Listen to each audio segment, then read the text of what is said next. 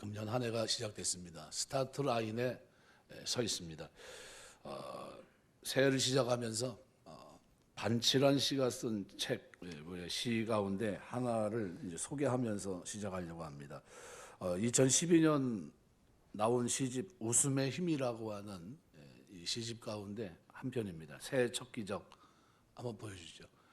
황새는 날아서 말은 뛰어서 거북이는 걸어서 달팽이는 기어서 군뱅이는 굴렀는데 한날 한시 새해 첫날에 도착했다. 바위는 앉은 채로 도착해 있었다.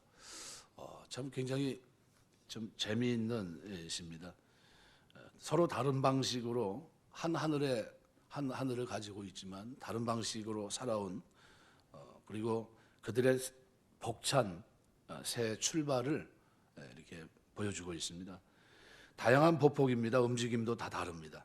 황새는 날아서 말은 뛰어서 거북이는 걸어서 달팽이는 기어서 군뱅이는 굴렀고 그리고 바위는 앉은 채로 지금 한날 한시를 똑같이 시작합니다. 등수가 없어요. 1등, 2등, 3등 그런 것도 없습니다. 앉은 채로 도착해 있습니다. 남들 보기에는 바위는 아무것도 안 한 것 같지만 여전히 그도 출발 라인에 서 있습니다. 자격 미달처럼 보이지만 시인은 바위도 새해 첫날 도착했다고 말합니다. 앉은 채로. 시인의 눈에 바위는 자기식으로 가만히 앉은 채로 최선을 다했다 이렇게 보는 겁니다. 판화가 이철수 씨가 가난한 모루송이에게라는 이 시를 썼는데 거기 내용을 이렇게 보면 가느다란 가지 끝에 17개의 작은 모루송이가 달려있고 그래서 거기에 이렇게 글을 적습니다. 겨우 요거 달았어. 이제 모루송이가 이렇게 대답합니다. 최선이었어요. 한참 있다가 그랬구나. 몰랐어. 미안해. 이겁니다. 굉장히 몇 마디 되는 것 같지 않은데 의미를 전달해 주는 게 참 많습니다. 모루도 최선을 다한 겁니다. 바위처럼. 남들이 볼 때는 이게 뭐 열매야 이럴지 모르지만 하지만 그는 최선이었습니다. 마태복음 1장에 보시면 예수님의 족보에 오른 5명의 여인의 이름이 기록이 되어 있습니다. 다말, 라합, 룻, 우리아의 아내 마리아. 상처 많은 사람들, 네 사람은 상처가 뭐 이루 헤아릴 수 없을 많죠. 다말이나 라합이나 룻이나 우리아의 아내로 등장합니다. 육신의 어머니 마리아야 뭐 조금 다르겠지만 예수님의 조상입니다. 그런데 이들과는 다르게 성경에 보면 막달라 마리아가 기록이 되어 있어요. 이 대열엔 끼지 못했지만 7 귀신, 군대 귀신 들린 여자였습니다. 예수님을 만나고 치유받았고 변화되고 그래서 나중에는 어떻게 해요? 주님 십자가 죽어가시는 장면에서도 함께 있고 그리고 나중에 부활의 첫 장면에서 이 여인이 증인이 됩니다. 부활의 새 아침을 여는 첫 주자는 놀랍게도 막달라 마리아의 외침이었어요. 주가 살아나셨다는 겁니다. 다시 한번 새 첫 출발선에 선 이 미물들을 가만히 보십시오. 황새, 말, 거북이, 달팽이, 군뱅이, 바위. 저마다 몸짓으로 바위는 앉은 채로 몸짓을 하고 있습니다. 주님은 오늘 우리가 새 출발선에 선 것을 기적이라고 말합니다. 기적. 왜요? 하나님의 은혜니까. 그래서 오늘 우리가 읽은 이 갈라디아서 5장 이 말씀은 금년에 우리가 주제예요. 그래서 이 성령의 열매를 맺는 교회와 성도 이게 주제인데 이 주제 설교를 하면서 제가 왜 성령의 열매를 맺어야 되는지 그 이유를 설명하면서 은혜를 나누려고 합니다. 오늘 갈라디아서 5장 말씀해 보시면은 13절에 이렇게 말해요. 형제들아 너희가 자유를 위하여 부르심을 입었으나 그러나 그 자유로 육체의 기회를 삼지 말고 오직 사랑으로 서로 종노릇하라. 여기 자유는 뭘 얘기합니까? 구원을 말합니다. 이 부르심 에클레테테라는 단어입니다. 부르심을 입었으나 원형은 칼레오라는 동사인데 이 자체로서 완전한 개념을 나타내 줍니다. 하나님의 부르심을 입었다는 것으로. 그러니까 하나님에 의해서 그 자신의 백성으로 부르심을 입었다 이런 겁니다. 내가 하나님을 만난 게 아니라 하나님이 나를 부르신 거예요. 주권적인 행위에 초점이 맞춰져 있습니다. 이 부르심은 전능자 하나님의 효과적인 부르심입니다. 반드시 하나님의 부르심은 상응하는 실제적인 결과까지 이르게 하세요. 그래서 로마서에 보면 하나님이 어떻게 아시고 부르시고 의롭다 하시고 영화롭게 하셨느니라. 영화롭게 하셨던 건 미래적인 일이에요. 그런데 하셨다고 얘기합니다. 왜요? 부르심이 너무나 분명하기 때문에. 하나님 아시고 저와 여러분을 부르셨어요. 부르신 겁니다. 주체가 누굽니까? 하나님. 그래서 하나님 우리를 부르셨어요. 이 부르심에는 구원까지 이르는 놀라운 은혜가 담겨 있는 겁니다. 갈라디아서 5장 8절에 보면 이렇게 말해요. 7절부터 보면 이렇게 얘기합니다. 너희가 다름질을 잘하더니 누가 너희를 막아 진리를 순종하지 못하게 하더냐. 그 권면은 너희를 부르신 이에게서 난 것이 아니니라. 그러니까 다름질을 잘했어요. 예수 믿고 의의 길을 걸어가고 구원받은 자답게 잘 살고 순종하고 살아갔는데 어느 날 잘못된 권면을 하는 사람이 있어요. 뭐냐면 어떤 권면이냐면 괜찮아, 구원받는 거는 영혼이지 육체가 아니야. 육체는 구원하고 상관없어. 그래서 죄를 져도 상관없는 거야. 이렇게 거짓된 권면을 한 겁니다. 그럼 받아들일 때 어때요? 그렇구나. 그러면 막 살아도 되겠네. 예, 그런 일들이 초대교회에 일어났습니다. 그러니까 이 권면이 어떤 권면입니까? 이제는 구원받는 거는 뭐 은혜로 받는 건데 행위는 상관없어. 이거 막 살아도 돼. 근데 자유가 어떤 자유가 되면 안 됩니까? 방종하는 자유가 돼서는 안 돼요. 그래서 13절에 8절에서는 그 얘기를 하는 겁니다. 그 권면은 너희를 부르신 얘기에서 난 것이 아니다. 적은 누룩이 온 덩이에 퍼진다. 그러면서 어떻게 해요?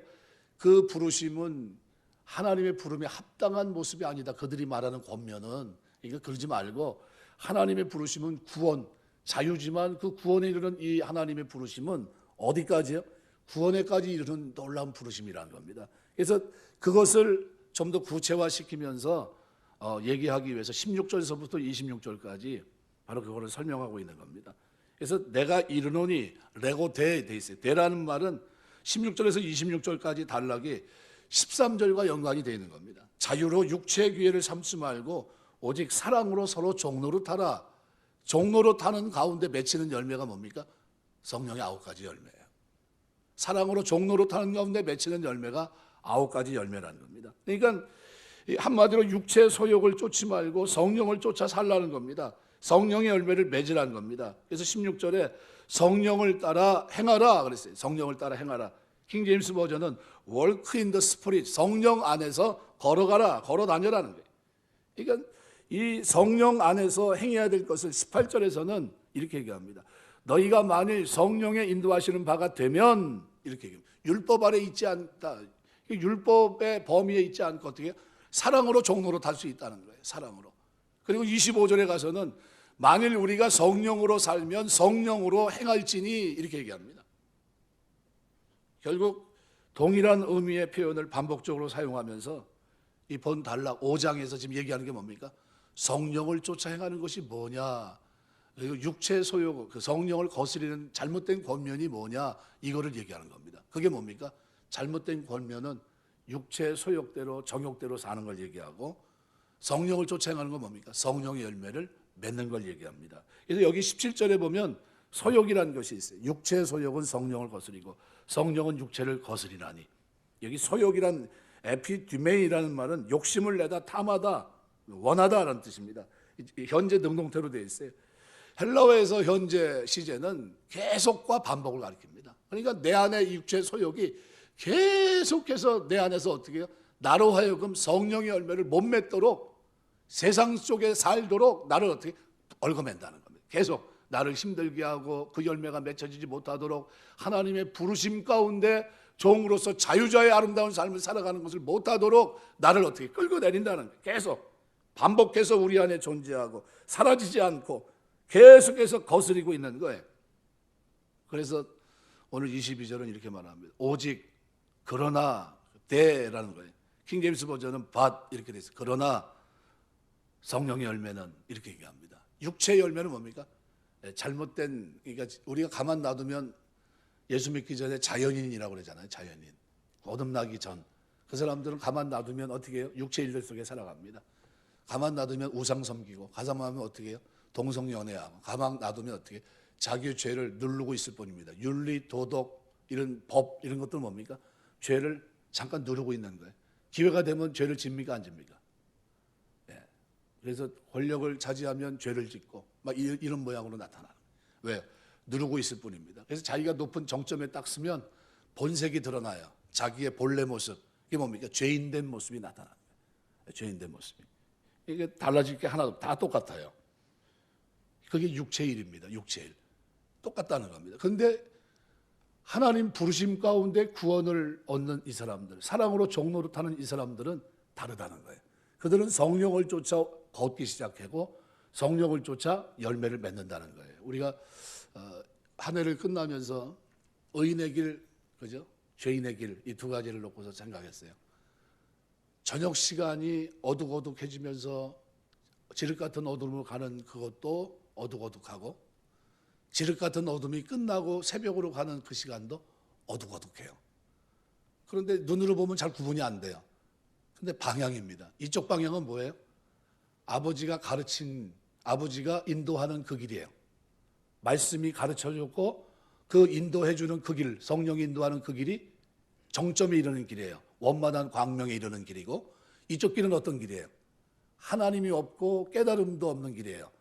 하나님 의지하는 말씀이 없는 길이에요.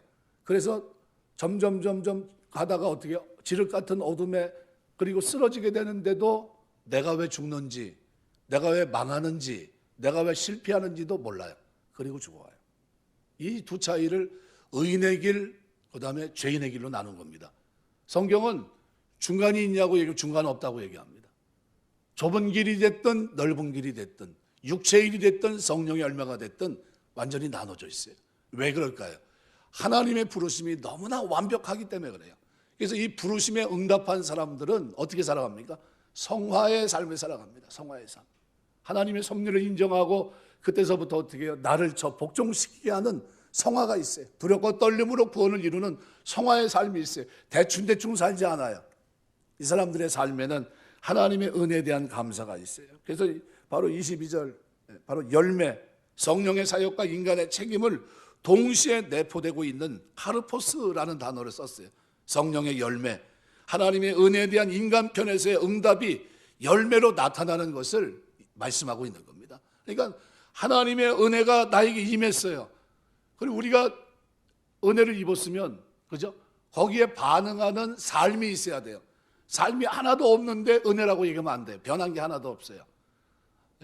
신약에 보면 너희가 내 안에, 내 말이 너희 안에 거하면 무엇인지 원하는 대로 구하라. 그리하면 이루리라.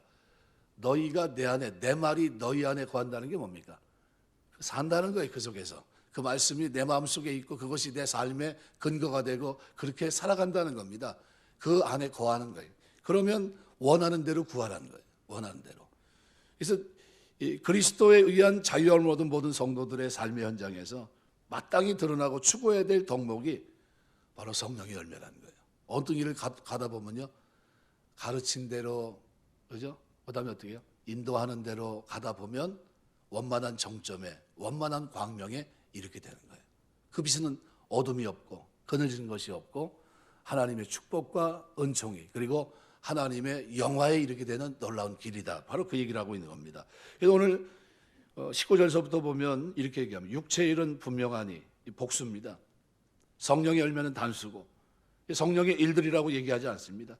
육체는 일들로 나옵니다. 성령을 따라 살면 열매를 맺는 거예요. 카르포스. 그러니까 육체의 일들은 복수고 성령을 따라 살면 맺는 열매는 단수예요. 그러니까 성령 열매는 하나입니다. 일관성, 통일성이 있고 그 열매는 한 인격체 안에서 다양하게 하나님을 향해서, 이웃을 향해서, 나 자신을 향해서 열매가 맺혀지는 거예요. 그 삶이 나타난다는 겁니다. 성령의 열매는 성령으로부터 나는 열매입니다. 수고, 노력 꼭 필요하지만 노력으로 맺을 수 있는 것이 아니에요. 성령으로 열매를 맺습니다. 그럼 열매가 뭡니까? 풍성함이에요. 풍성함. 풍성함은 땀 흘려 일하는 데 있지 않습니다. 이 세상은 땀 흘려 일하고 돈을 벌고 신분 지위를 획득하면 풍성한 삶이 있는 것처럼 말하지만, 풍성함은 성령을 따라 살 때, 성령 안에 있을 때, 그리스도 안에 있을 때 누립니다. 여러분, 가장 큰 기쁨은 어디 있습니까? 빌립보서 우리가 금요일마다 얘기하고 있는데, 빌립보서 이번 주 12절부터 18절까지 했습니다. 근데 바울이 누리는 기쁨은 뭡니까? 감옥에 있어요. 4년째 감옥에 있습니다. 그런데 가만히 생각해 보세요. 기쁠 게 뭐가 있어요? 감옥에 갇혀 있는데. 그런데 기뻐하라는 겁니다. 이 시위대 안에서 왕궁의 뜰에서 경호대들이 지금 복음을 듣지도 못하고 죽을 사람들이 어느 날 바울이 감옥에 갇히면서 그 사람들이 예수 믿게 된 겁니다. 그들에게 복음이 증거되고 그들이 구원받고. 근데 더 놀라운 것은 바깥에 있는 사람들이 바울이 감옥에 갇힌 걸로 인해서 어떻게 해요? 열심을 내는 사람들이 생긴 겁니다. 복음을 전하게요. 그것도 감사한데 조금 있다 보니까 어떻게 해요? 바울을 험담하면서 좋지 못하게 얘기하면서 복음을 전하는 사람들, 뭐냐면 돈이 목적이면서 복음을 전하는 사람들이 또 등장한 겁니다. 근데 바울은 괜찮아요. 그럼 뭐라고 얘기냐면 어떻게 됐든 간에 이렇게 됐든 저렇게 됐든 바른 복음만 증거한다고 한다면 나는 그들이 증거되는 복음으로 인해서 나는 기뻐하겠다는 거예요. 자, 그럼 이 기쁨은 항상 기뻐하는 기쁨입니다. 그죠? 복음이 전파되기만 하면 기뻐하는 기쁨이에요. 그러면 자기 환경, 우리가 생각하는 보편적인 누릴 수 있는 환경이 바뀐 게 있습니까? 없습니까? 아무것도 없어요. 감옥 안에서 있어야 무슨 뭐가 있겠습니까? 아무것도 없잖아요. 하나님 내가 이렇게 되기를 원합니다. 이거 좀 도와주십시오 해서 사업을 합니까? 아니면 그 안에서 하는 게 뭐가 있어요? 아무것도 없어요. 그런데 그 안에서 바울은 기쁨을 누려요. 이게 성경이 말하고 있는 영원한 기쁨이에요. 항상 기뻐하라 했을 때 그 기쁨입니다. 이게 순전한 기쁨이라고 보통 얘기하는데 이 기쁨이에요. 그러니까 예수 믿는 사람들에게는 이 하나님의 이 사랑과 관계 속에서 바로 이 기쁨이 우리에게 어떻게 충만합니다. 자, 코로나 시대예요. 세상 사람들이 지금 어때요? 다 울상이에요, 울상. 자살한 사람도 부지기수예요. 언론에서는 그걸 얘기하고 있지 않지만 엄청난 사람들이 지금 좌절을 맛보고 죽어갑니다. 그런데 그 가운데 그리스도인들이 있는데 그 사람들은 그 가운데 이상하게 사는 사람들이에요. 기뻐할 일이 하나도 없는데 기뻐하고 있어요. 뭐 때문에요? 전에 복음을 듣지 못했던 사람들이 영상을 통해 복음을 듣고 구원받게 되면 기뻐하는 거예요. 이야, 감사하다. 전에는 그렇게 바빠서 예수 믿지 못하고 교회가 뭐냐고 전혀 하지 못했던 사람 이제 들썩들썩거려요. 교회 한번 나가볼까? 복음 한번 들어볼까? 교회가 뭘 얘기하는지 한번 들어볼까? 그러면서 봐요. 그리고 어떻게 해요? 믿게 되고. 그럼 그걸로 기뻐하는 겁니다. 그러니까 우리 바깥에서 상상하지 못하는 기쁨이 교회 울타리 속에 있는 겁니다. 그리고 우리는 이 속에서 뭐예요? 증거되는 것을 기뻐합니다. 그러니까 다른 영역의 사람들이, 이 사람들은 누굽니까? 하나님이 바깥에서 불러서 교회로 삼았고 그리고 하나님 부르심에 구원에 이를 수 있는 이 사람들은 다른 거로 인해서 기뻐하는 사람이에요. 하나님의 사랑을 확신하는 거예요. 하나님이 나를 사랑하셔서 독생자를 주셨고 내 대신 내 죄값을 치르게 하시고 이제는 하나님의 구원받은 백성이 되고 죄사함 받고 이제는 영생을 얻은 자로 살아갈 수 있도록 하나님 축복하셨기 때문에 이 기쁨이 빼앗기지 않아요. 그러니까 이 하나님과의 관계에서 사랑과 희락, 화평 이 모습이 있어요. 희락이 기쁨 말이에요. 조이. 하나님 앞에 이 기쁨이 있어요. 복음 안에서의 기쁨. 하나님의 사랑을 깨달은 기쁨. 하나님과 죄 문제가 있는 화평. 한시탁에 어루앉은 한 가정의 모습이 하나님과 우리의 인격적인 만남이 이 기쁨이에요. 상상하지 못하는 일이 우리에게 일어난 겁니다. 하나님과 인격적인 만남이 시작된 거예요. 이게 하나님과의 관계예요. 전에는 하나님을 아버지라 부르지 못했던 자가 성령 하나님으로 인도함을 받으면서 아버지라 부르게 됐고 하늘의 유업을 잇는 자가 됐고 하늘 천국의 천국 백성으로 살아갈 수 있도록 이 땅에서부터 복음의 영광을 누릴 수 있는 사람으로 우리를 부르신 거예요. 이 사람의 삶에는 그래서 뭐가 있습니까? 남들이 알지 못하는 즐거움이 있는 겁니다. 그래서 오늘 본문은 이 세 관계, 하나님과 이웃, 자신과의 관계에 대해서 어떻게 열매를 맺는지를 설명하는 겁니다. 하나님을 알 때 생기는 열매가 세 가지예요. 사랑, 희락, 화평. 세상은 보통 기쁨을 얘기할 때 코미디언들, 그죠? 코미디 1번지 이런 거 이렇게 보시면 다 뭡니까? 내용이 어때요? 상대방을 바보 만들든가 상대방을 비하시키되든가 내용 없는 기쁨이에요.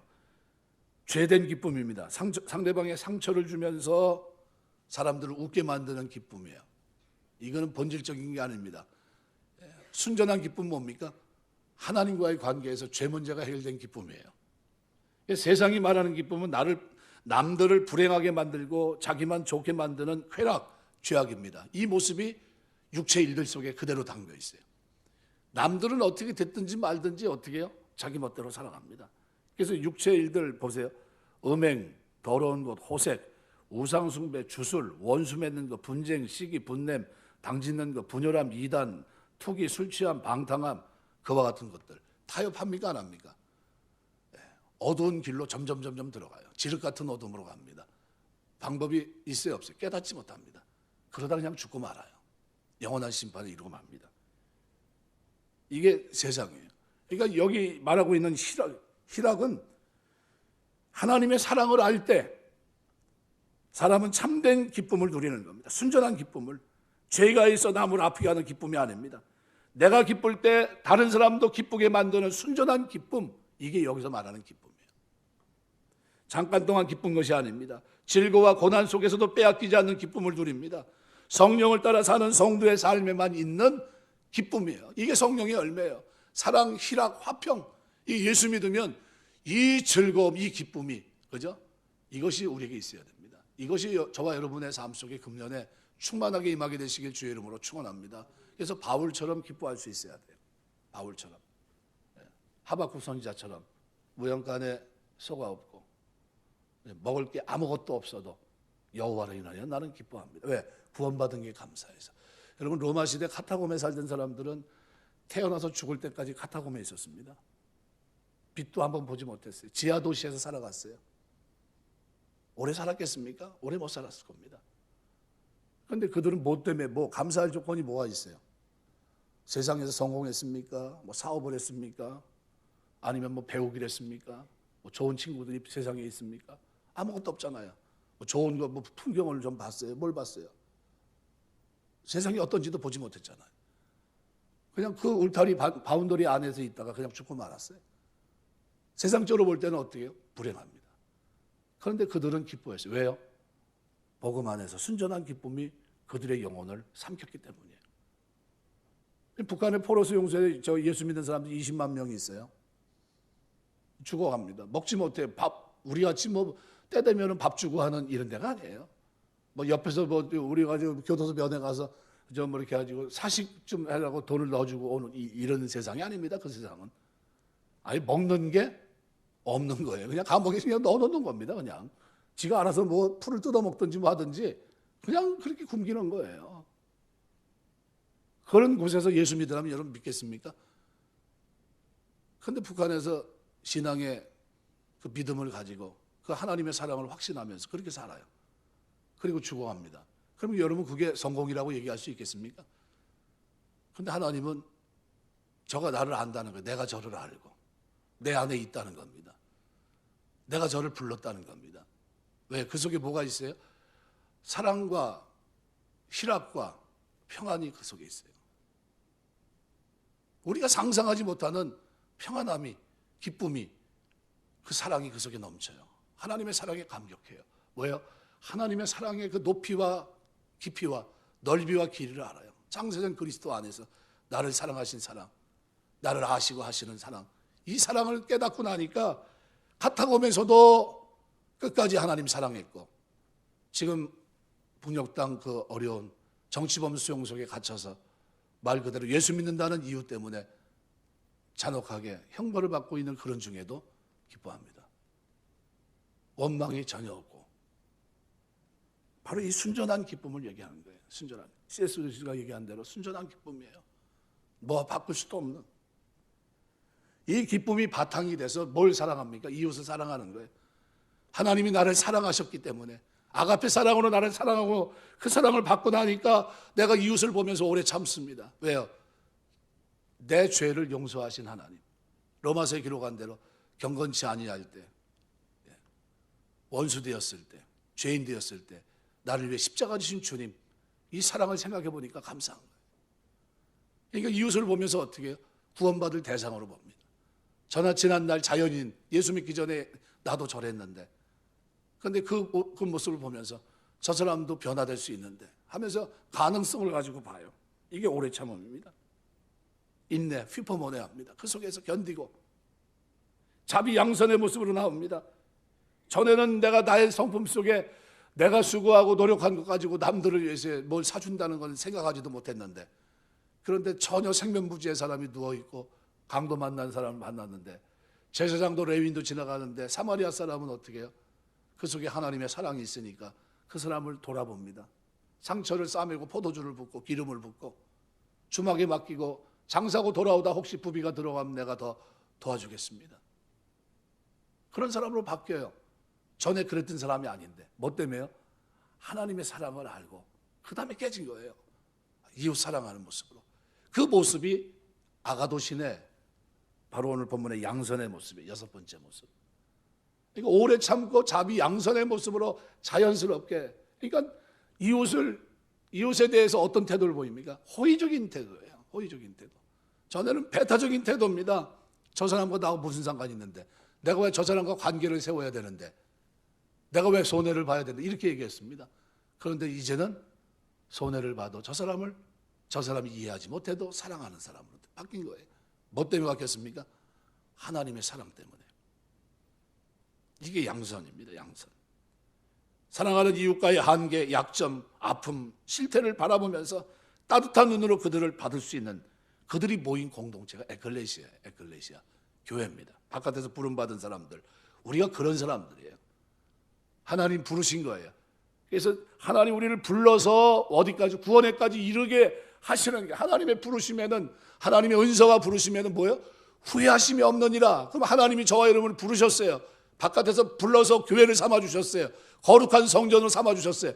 후회합니까? 안 합니까? 후회하지 않아요. 그러니까 하나님 우리를 부르시고 하나님 백성으로 살게 하시는 게, 이런 사람이 하나님 앞과의 관계에서 맺어지는 인격의 열매가 뭡니까? 바로 충성의 모습이에요. 충성. 믿을 만한 모습. 주변에 재능 있는 사람도 많고, 그죠? 특출한 사람도 많은데 충성스러운 사람 많지 않아요. 근데 예수 믿고 나서 그 다음서부터는 어때요? 믿을 만한 사람이 됩니다. 요셉이 얼마나 충성스러운 사람이에요? 맡길 만한 사람이고 믿을 만한 사람입니까? 가정에 가면 가정에서 다 맡길 정도로, 감옥에 가면 감옥의 모든 걸 맡길 정도로, 나라 전체를 맡길 수 있는 사람으로 바뀝니다. 다니엘은요, 어떤 사람입니까? 충성스러운 사람입니다. 왕이 신뢰할 수 있는 사람, 하나님이 신뢰하는 충성의 사람으로. 예수 믿으면 하나님 앞에 충성합니다. 왜 충성해요?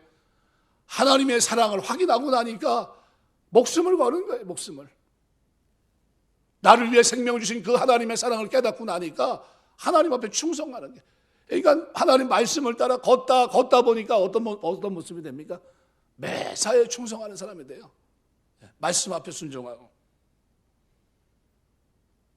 이웃을 소중하게 생각하면서 그 속에서 이 충성스러움이 믿을 만한 모습으로 나타납니다. 그리고 만들어진 성품이 뭐예요? 온유함입니다. 온유함. 그냥 부드러운 모습이 아니에요. 그 속에는 뭐예요? 강한 모습이 있어요. 뭐예요? 말씀 속에서의 다져진 모습. 이제는 주인이 생겼고 주인의 말에 길들여진 모습. 하나님 앞에서 사랑을 깨닫고 걸어가는 모습. 이게 온유입니다. 그냥 이래 흥 저래 흥 이런 모습이 아니에요. 말씀 앞에서 주 안에서 변화된 모습이에요. 나는 마음이 온유하고 겸손하다. 주님 만나고 난 후에 후천적으로 만들어진 열매가 이 온유함이에요. 겸손, 부드러움, 강함이 다 붙어있는 성품입니다. 겸손해서 언제나 남을 먼저 헤아려줘요. 정말로 말로 사람을 어떻게 해요? 베어내지 않습니다. 말로 사람을 상처 주려고 하지 않아요. 부드럽고 정말 따뜻합니다. 그렇지만 그 내면은 강해요. 하나님의 종이에요. 하나님의 종됨을 잊지 않아요. 진리에 서서 타협해야 하는지 아닌지를 분별합니다. 거칠지 않습니다. 그러나 그는 온유해요. 뿐만 아니라 절제합니다. 자기를 다스려요. 자기를 내 몸을 복종시킵니다. 무엇인지 지나치지 않아요. 말씀의 선에서 가르치고 인도한 그 길에서 벗어나려고 하지 않아요. 성령이 만드는 귀한 열매는 그래서 금지할 법이 없어요. 이 셀프 컨트롤이란 이 절제는 옛날 그리스 사람들은 청년들에게 두 가지를 당부했다고 합니다. 하나는 내 자신을 알라. 소크라테스 말대로 내 자신을 알라는 거. 또 하나는 내 자신을 다스려라 하는 거예요. 사람이 두 가지를 알아야 된다는 겁니다. 자신을 알고 자신을 다스리는 사람. 성경은 우리에게 똑같이 얘기합니다. 왜요? 자신을 알라는 거예요. 그리고 자신을 다스리라는 겁니다. 어떤 걸 알아야 됩니까? 하나님이 나를 부르셨다는 것, 나를 사랑하기 때문에 독생자를 주셨다는 것과 나를 이제는 영원한 영생의 길에 이르는 이 축복을 주시기 위해서 어떻게 해요? 의의 길을 걸을 수 있도록 하나님께서 은혜 주셨다는 겁니다. 그래서 죄사함 받고 난 다음에 성령을 선물로 주시고 이제는 어떻게 해요? 성령의 열매를 맺는 사람으로 우리를 부르신 거예요. 그러니까 내 삶에 성령을 쫓아서 걷다 보면 맺히는 열매가 뭡니까? 성령의 열매예요. 이게 반드시 맺혀야 되는 겁니다. 플라톤은 인간의 말과 생활을 가리켜서 이렇게 얘기했어요. 검은 말과 흰 말이 끄는 수레와 같다 그랬어요. 검은 말은 뭡니까? 인간의 본능 또는 욕망, 정욕 이런 걸 얘기합니다. 흰 말은 뭡니까? 인간의 이성을 말합니다. 그런데 플라톤이 얘기한 대로 뭐가 끌고 가는 수레가 정당한 겁니까? 좀 생각해보고 가라는 거예요. 생각해보고. 그냥 본능적으로 움직이지 말라는데 정욕대로 가지 말라는 겁니다. 그래서 신약성경은 로마서에서 계속 바울이 뭐라고 하면 생각건데 좀 생각해 보라는 겁니다. 현재 고난은 장차 우리에게 나타날 영광과 좋게 비교할 수 없다. 좀 비교 좀 해보라면 생각해서 비교해보고 내 행동을 좀 결정하라는 겁니다. 생각해 보라는 거예요. 셀프 컨트롤은 뭡니까? 날마다 하나님 앞에 성찰해요. 하나님 이 길을 걸을까요 말까요? 이 모임을 갈까요 말까요? 하나님 이렇게 살까요 말까요? 계속 기도하고 하나님의 뜻을 구하고 생각하고 또 생각하고 결정을 합니다. 그래서 삶에 뭐가 생겨요? 마지노선이 생겨요. 결단하고 생깁니다. 다니엘이 뜻을 정하는 것처럼 뜻을 정하는 게 생겨요. 내가 하나님 섬기며 사는 동안 나는 말씀의 선을 이렇게 해야 되겠다. 그 선을 가지고 갑니다. 흔들림이 없이 변함없이. 그래서 고린도서 9장 25절은 이렇게 말해요. 이 길을 다투는 자마다 모든 일에 절제하나니 그들은 승리자의 관을 얻고자 하되 우리는 썩지 아니할 것을 얻고자 하노라. 이 땅에서 썩을 면류관을 얻으려고 하는 썩어서 다 그냥 금방 사라질 그 영광을 취하기 위해서도 어떻게 절제한다는 겁니다. 스포츠 태닝 선수촌에서 그죠? 올림픽에 나가서 금메달 하나 따보려고 절제하는 사람들을 보셨습니까? 얼마나 절제하는지 모릅니다. 물 마시는 것까지 그렇게 합니다. 운동하는 건 얼마나 또 힘들게 하는지 모릅니다. 뭐 때문에요? 금메달 하나 따보려고. 그럼 우리는 뭡니까? 우리는 썩지 않을 면류관을 얻고자 합니다. 그러니까 하나님이 우리를 부르시고 어디요? 구원의 완성까지 영화에 이르는 그 길을 걷는 동안 우리는 성화의 길을 걸으면서 어떻게 절제해야 된다는 거예요. 절제. 이게 성령의 열매예요. 여러분 저와 여러분의 삶 속에 절제하는 이와 같은 은혜가 있게 되시길 주의 이름으로 축원합니다. 그래서 오늘 본문은 그래서 25절에 이렇게 얘기합니다. 만일 우리가 성령으로 살면 또한 성령으로 행할지 이렇게 돼 있어요. 근데 원문을 가만히 들여다보면 여기는 조건으로 써 있는데 이 조건이 아닙니다. 이거 원래 이렇게 해야 됩니다. 우리가 성령으로 거듭났기 때문에 이게 맞는 거예요. 우리가 언제 성령으로 거듭났습니까? 죄사함 받으면 성령을 선물로 받아요. 그럼 성령으로 거듭난 겁니다. 우리가 성령으로 거듭났기 때문에 성령을 쫓아 행해야 된다는 겁니다. 그리고 성령의 열매가 맺혀야 되는 게 맞다는 거예요. 성령으로 생명을 얻었고 성령으로 하나님의 자녀가 됐고 성령으로 거듭났고 성령으로 아바 아버지라 부르게 됐고 그러면 성령을 쫓아 행하는 게 맞아요. 날마다 성령을 따라서 가르친 대로 인도하는 대로 한 걸음 한 걸음 내딛는 게 맞다는 거예요. 그래서 성화는 그냥 저절로 되는 게 아니야. 예수 믿었기 때문에 아무것도 안 하고 가만히 있으면 어느 날 갑자기 이런 게 아니라는 거예요. 그래서 24절에 이렇게 말합니다. 그리스도 예수의 사람들은 육체와 함께 그 정욕과 탐심을 십자가에 못 박느니라. 자기 몸을 저 복종시키는 이 일이 내 삶에 끊임없이 절제하는 일이 육체의 일들을 어떻게 땅에 십자가에 못 박는 일이 있어야 된다는 거예요. 갈라디아서 2장 20절 내가 그리스도와 함께 십자가에 못 박혔나니 예수를 믿는 순간 예수와 함께 십자가에 못 박혀 죽었습니다. 하나님이 그리스도 안에서 우리를 예수와 함께 죽은 자로 틀림없이 여겨주십니다. 그러나 동시에 우리가 십자가에 못 박혀 죽은 그대로 우리도 믿음으로 우리를 못 박으며 살아야 되는 거예요. 못 박으며 살아야 되는 겁니다. 모든 성도는 하나님이 우리를 거듭나게 하신 순간에 우리가 십자가에 못 박혔기 때문에 그것으로 끝난 게 아니라 그 순간부터 우리도 우리 자신을 못 박으며 살아야 된다는 것을 기억해야 됩니다. 정욕, 탐심을 십자가의 믿음으로 못 받고 사는 사람, 이게 성도의 에클레시아 교회입니다. 성경이 말하는 성화는 성도는 아무것도 하지 않고 하나님이 다 해주시는 그런 성화가 아닙니다. 구원받았기 때문에 우리의 손과 발이 움직여지는데 고장나 있기 때문에 성령의 도우심을 의지하는 거예요. 하나님의 뜻은 알지만 살만한 힘이 나에게 없고 능력이 없어요. 이렇게 살아간 적이 한 번도 없고, 그래서 하나님 앞에 구합니다. 하나님께서 성령을 선물로 주셔서 우리 속에 거하게 하시면서 고장난 손, 발, 이 마음을 움직여 주셔서 성결한 성도의 삶을 살아가는 성화의 영광을 이 땅에서 누리며 살도록 우리를 축복하신 거예요. 이게 이 땅에서부터 누리는 복음의 영광이에요. 성도가 누릴 축복입니다. 천국 가서 구원받은 것만이 아니라 이 땅에서부터 이 영광을 맛보며 사는 사람들이 바로 그리스도인이라는 겁니다. 세상에 있는 모든 학문과 윤리, 도덕, 율법은 죄를 누르는 역할만 합니다. 쉽게 말하면 흙탕물이 사가 가라앉아 있어요.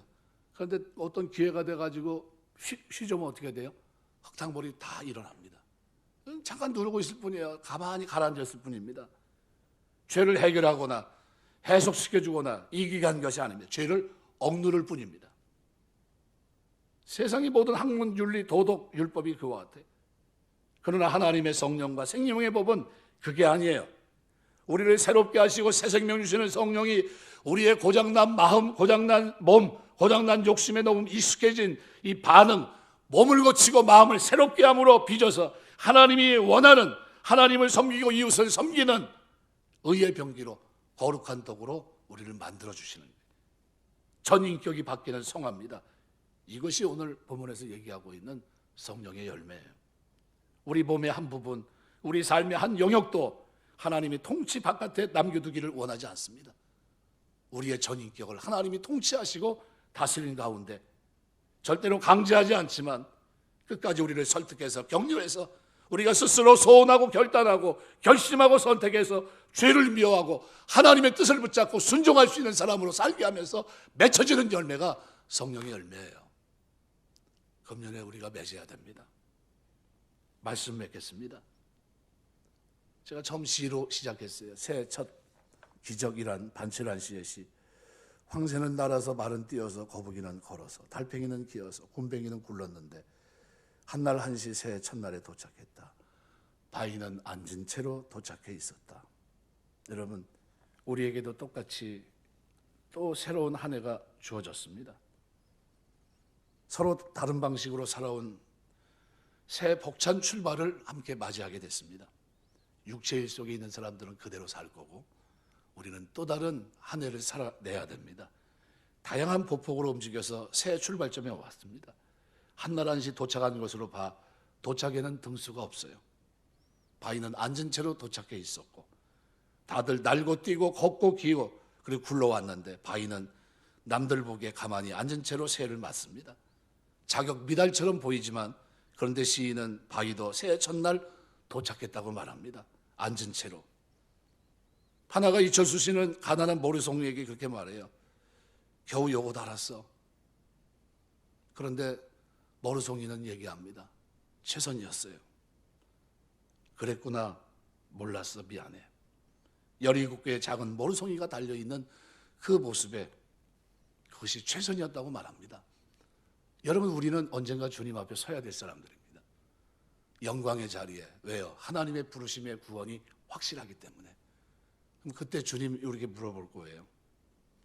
겨우 요거 달았어? 많이 물어보면 뭐라고 대답하시겠습니까? 최선이었어요. 이 대답이 나와야 될 줄 믿습니다. 최선이었습니다. 하나님 최선이었어요. 그랬구나. 몰랐어. 미안해.